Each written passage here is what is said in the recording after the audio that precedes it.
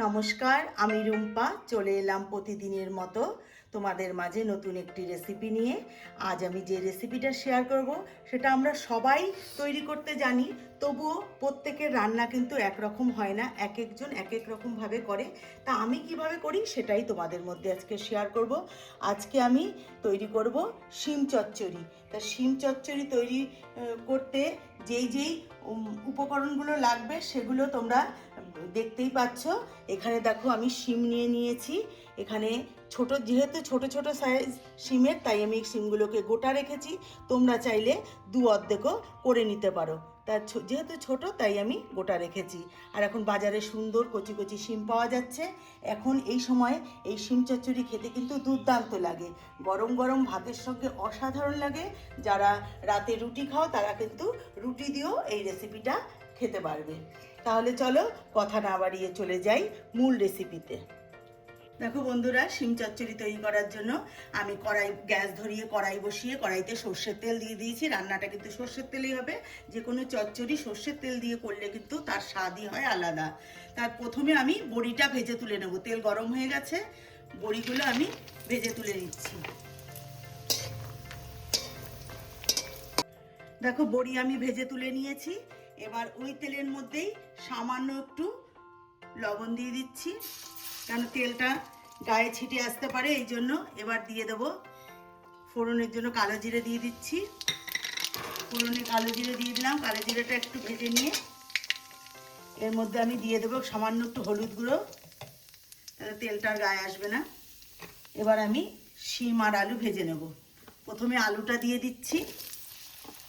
আলুটা দেখো পাতলা পাতলা করে আমি কেটে নিয়েছি। এখানে ছোট দুটো আলু দিয়েছি। তোমরা চাইলে আলুটা দিতেও পারো, নাও দিতে পারো, শুধু শিম দিয়েও করতে পারো। এবার আলুটা একটু ভেজে তারপরে আমি এর মধ্যে দেবো শিম। দেখো আলুটা কিন্তু হালকা ভাজা হয়ে গেছে। এবার আমি এর মধ্যে দিয়ে দিচ্ছি গোটা কয়েক কোয়া রসুন। এটা সম্পূর্ণ অপশনাল, আমার ভীষণ ভালো লাগে তাই আমি রসুনটা গোটা গোটা রসুন দিলাম এর মধ্যে একটু। এবার আমি দিয়ে দেবো কেটে রাখা শিমগুলো। এবার আলু শিম একসাথে করে ভেজে নেব। দেখো শিম আলু কিন্তু আমার ভাজা হয়ে গেছে। এর থেকে বেশি ভাজবো না, তাহলে শিমের সবুজ কালারটা কিন্তু চলে যাবে, থাকবে না বেশি ভাজলে। এবার আমি এর মধ্যে কিছু মশলা দেব। দিয়ে দেবো পরিমাণ মতো লবণ। লবণটা বুঝে দিতে হবে, কেননা মশলার মধ্যেও আমি লবণ দিয়ে পিষেছি। এবার দিয়ে দেবো এর মধ্যে একটু হলুদ গুঁড়ো। এবার দিলাম হলুদ গুঁড়ো। এবার আমি এর মধ্যে দেব বেটে রাখা মশলা। এখানে আমি সর্ষে, রসুন আর কাঁচা লঙ্কা একসাথে করে পিষে নিয়েছি। 5 থেকে 6টা কাঁচা লঙ্কা পিষেছি। ঝালটা তোমরা তোমাদের স্বাদ মতন দেবে। আর এটা কিন্তু একটু ঝাল ঝাল হলেই কিন্তু খেতে ভালো লাগবে। এবার আমি এর মধ্যে মিক্সির বাটি ধোয়া জলটা একটু দিয়ে দেবো। এই যে মিক্সিতে পিষেছিলাম, তাই মিক্সির বাটি ধোয়া জলটা একটু দিয়ে দিচ্ছি। এবার আমি ভালো করে কষিয়ে নেব। যেহেতু সর্ষে বেশি কষানোর প্রয়োজন পড়ে না, তাহলে তিতো হয়ে যেতে পারে। তাই যতটুকু কষানোর দরকার ততটুকুই আমি কষিয়ে নেব। দেখো যে মশলাটা আমি দিয়েছিলাম সর্ষে, রসুন, কাঁচা লঙ্কা একসাথে করে পিষে, সে দেখো মশলাটা কিন্তু আমার কষানো হয়ে গেছে, কারণ সর্ষে বেশি কষাতে লাগে না। আমি এবার এর মধ্যে সামান্য একটু জল দেব, একদমই সামান্য। শিমও আমার সেদ্ধ হয়ে গেছে, আলুও আমার সেদ্ধ হয়ে গেছে, তাই জলটা আমি খুব বেশি দেবো না, অল্প করে একটু জল দিলাম। এবার আমি এর মধ্যে দিয়ে দেবো 2-4 দানা চিনি। যেহেতু সবজি, আর চিনিটা দিলে পরে নুন ঝাল মিষ্টিটা একদম ঠিক থাকবে, ব্যালেন্সটাও ঠিক থাকবে। এই জন্য আমি একটু এর মধ্যে দেবো 2-4 দানা চিনি। তোমরা চাইলে দিতেও পারো, নাও দিতে পারো। এই যে দেখো এইটুকু একটু চিনি দিয়ে দিলাম।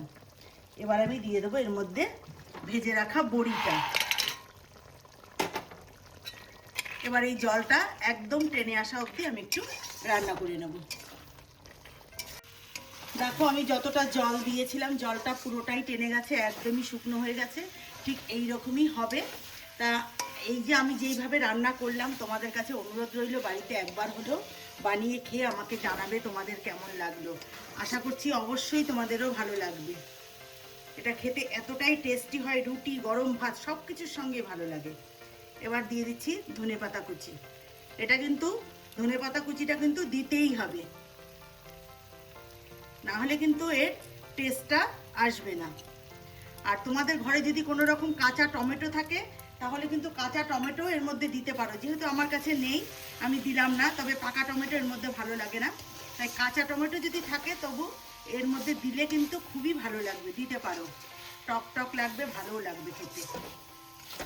দেখো আমার হয়ে গেছে, এবার আমি তোমাদেরকে নামিয়ে নিয়ে দেখাচ্ছি। দেখো শীতের সবজি শিম দিয়ে শিম চচ্চড়ি আমার কিন্তু একদম রেডি। আমি তুলে নিয়েছি একটা প্লেটে।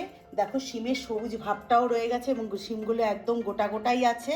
যেহেতু আমি বেশি ভাজিনি আর ঢাকনা দিয়ে ঢেকেও আমি রান্নাটা করিনি, তাই দেখো সবুজ ভাবটা রয়ে গেছে। সবুজ সবজির যদি সবুজ ভাবটাই না থাকে তাহলে কিন্তু ভালো লাগে না। তা আমার এই রেসিপিটি তোমাদের কেমন লাগলো অবশ্যই আমাকে কমেন্টস করে জানাবে। যদি ভালো লাগে একটা লাইক করে ভিডিওটি শেয়ার করে দিও, তাহলে তোমাদের বন্ধু বান্ধব আত্মীয় স্বজনের মাঝে তারাও আমার এই রেসিপিটি দেখে তারাও তৈরি করতে পারবে। আর আজকের রেসিপিটি যারা নতুন নতুন রান্না শিখছো তাদের জন্য, তারা এইভাবে বানিয়ে খেয়ে আমাকে কমেন্টস করে জানাবে তোমাদের কেমন লাগলো। তাহলে আমার চ্যানেলের নতুন বন্ধু হয়ে থাকলে চ্যানেলটিকে সাবস্ক্রাইব করে নেওয়ার অনুরোধ রইল। আর যারা করেছো তাদেরকে অসংখ্য অসংখ্য ধন্যবাদ। যারা ফেসবুক থেকে দেখো তারা ফেসবুকে ফলো করে দিও। তাহলে আজকের মতন বিদায় নিচ্ছি। ভালো থেকো, সুস্থ থেকো, নমস্কার।